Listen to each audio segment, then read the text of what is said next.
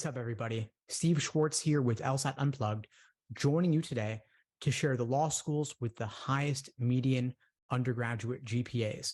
Before I get into it, a little bit about LSAT Unplugged. We offer live online classes via Zoom, on-demand video courses, small group coaching, and one-on-one coaching. Check out the links below this video to find out more and to book a call with me and my team. We'd love to help you out. So today I wanted to share with you the law schools that have the highest median undergraduate GPAs. These are the law schools admitting students with the strongest undergraduate GPAs. Without further ado, here they are. The law school with the highest median undergraduate GPA is Alabama with a 3.95. Virginia has a 3.94.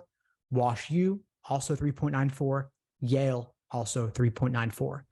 Then we have Texas A&M with 3.93, BYU with 3.92, Harvard and Stanford also with 3.92, Chicago with 3.91, UCLA, Florida, and Penn, and also Vanderbilt with 3.9, Northwestern with 3.89, and NYU as a bonus, number 15 with 3.88.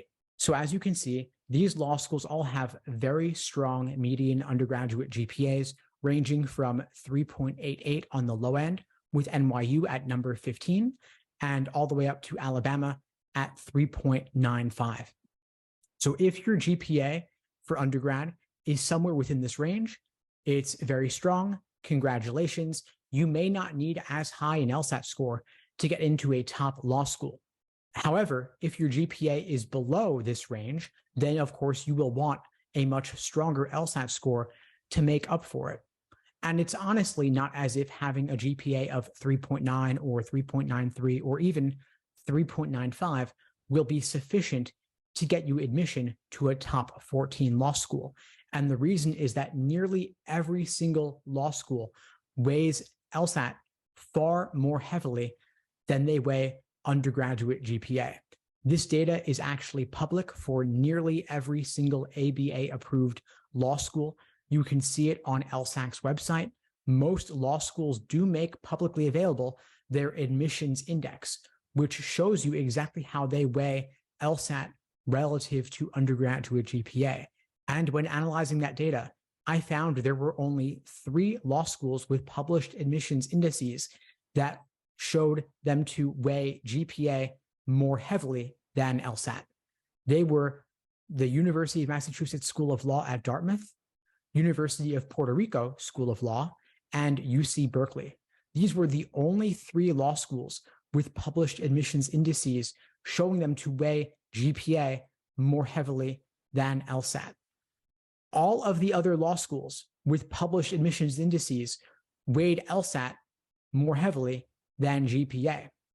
Typically, the majority of them weighed the LSAT more than double what they weigh GPA, meaning that, in other words, LSAT has more than double the impact that your GPA does when they make their admissions calculations.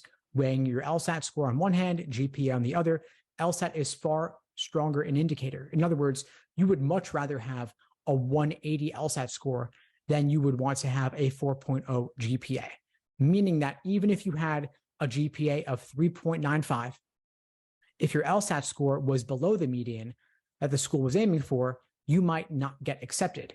However, if your GPA were below the median of the school to which you were applying, but your LSAT score was significantly above, you would have a much stronger likelihood of admission. So again, most law schools publishing their admissions indices weigh the LSAT 2 to 5 times as heavily as undergraduate GPA. Only 3 schools weighed the GPA more heavily than the LSAT. So if you have a strong GPA, but a not so strong LSAT score, then you should certainly apply to UMass Dartmouth, University of Puerto Rico, or UC Berkeley, and then any of the other schools that weigh LSAT not as heavily. But unless you're watching this video at the very tail end of the cycle to which you're applying, I would strongly recommend that if your LSAT score is not where you want it to be, that you focus on preparing for the LSAT and retaking it to boost up that LSAT score above the medians of the schools to which you are applying. This will maximize your odds of getting in. This will maximize your scholarship offers and make you a much stronger candidate overall. If you would like my help preparing for the LSAT, I'd be glad to support you.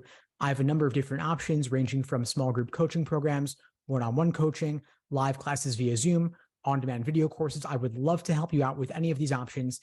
Check out the links below this video to find out more and to book a call with me and my team. We'd love to help you out. And more specifically, I'm looking for a couple of students who are aiming to achieve a score of 170 or above on the LSAT this fall. If that is a goal that you share, please reach out. I'd love to help you out. I do have a couple of criteria that I'm looking for, though.